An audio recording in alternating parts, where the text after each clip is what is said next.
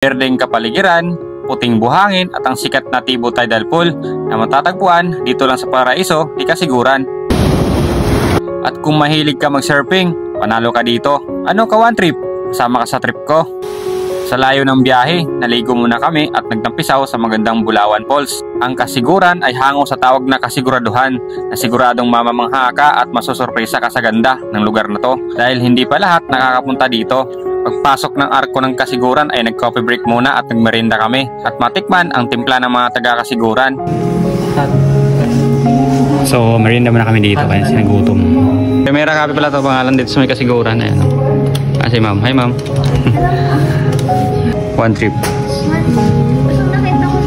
Ay, grabe naman makita ng one trip na yan. Coffee break. Macchiato, tapos egg. Sarap ng coffee na.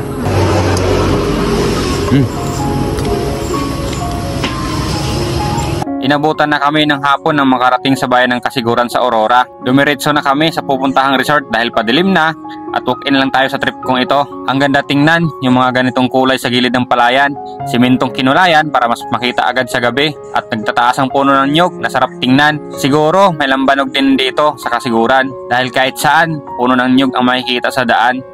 Dito tayo tinuro sa pinagtanungan natin, malit na daan na may kunting rough road, kaya sinundan natin at hindi tayo binigo kahit sa malubak-lubak at makitid na daan pagdating sa pupuntahan. Hanggang lang pagod pag ito iyong madadatnan kahit padilim na, ang ganda niyang pagmasdan.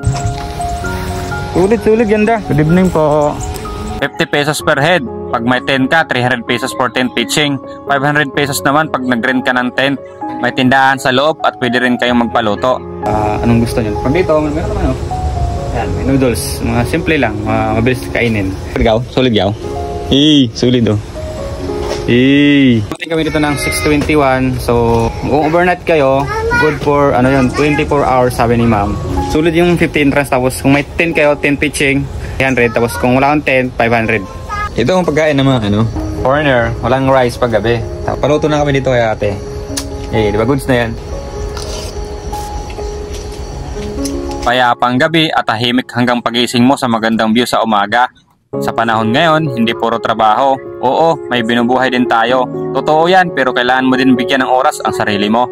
Mag-relax at makalanghap ng sariwang hangin at payapang kapaligiran. At makaalis ng panandalian sa magulong mundo na hinahangad natin.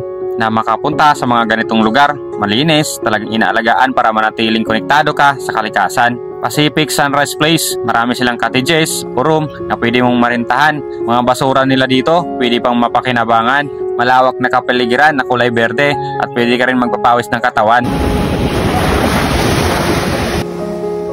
Mahabang dalampasigan, puting buhangin na may kasamang hampas ng alon. Ang sarap sa ganitong lugar. Sa umaga, sinubukan namin puntahan ang sikat na Tibo Tidal Pool. Kaso high tide pa, kaya mas delikado maligo kung taob pa. Lakas lang alon, normal na yan. Kasi nasa open sea tayo eh. Sobrang ganda. Dagat na minsan mapanganib, nadala ng kalikasan. Maganda pa din sa kinabukasan na may likha sa kaitaasan.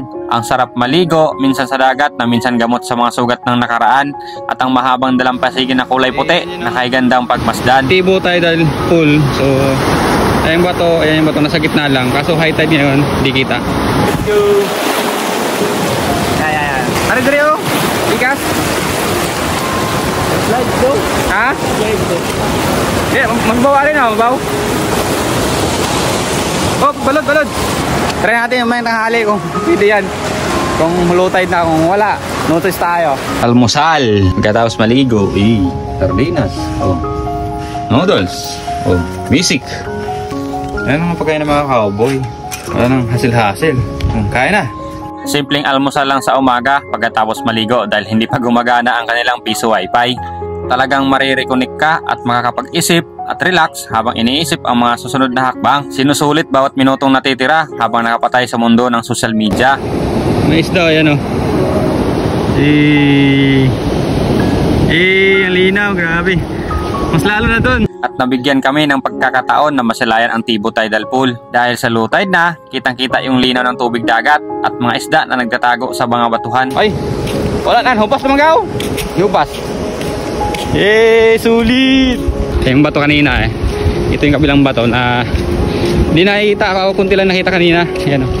Low tide na, kitang-kita na o. Ito na yung mismong pool niya ayo.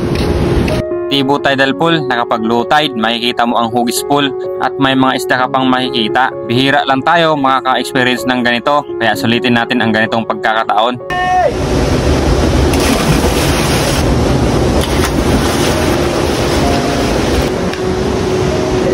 Malalim din siya ayo.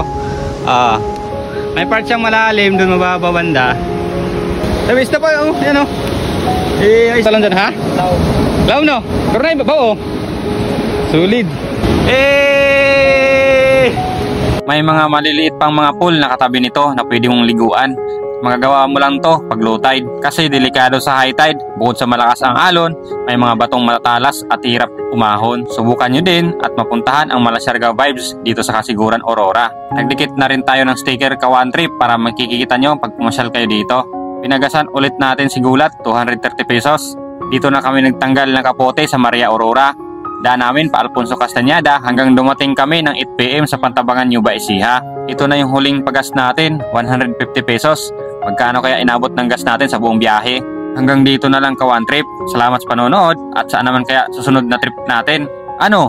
Sama ka sa trip ko? Hey, one trip, let's go!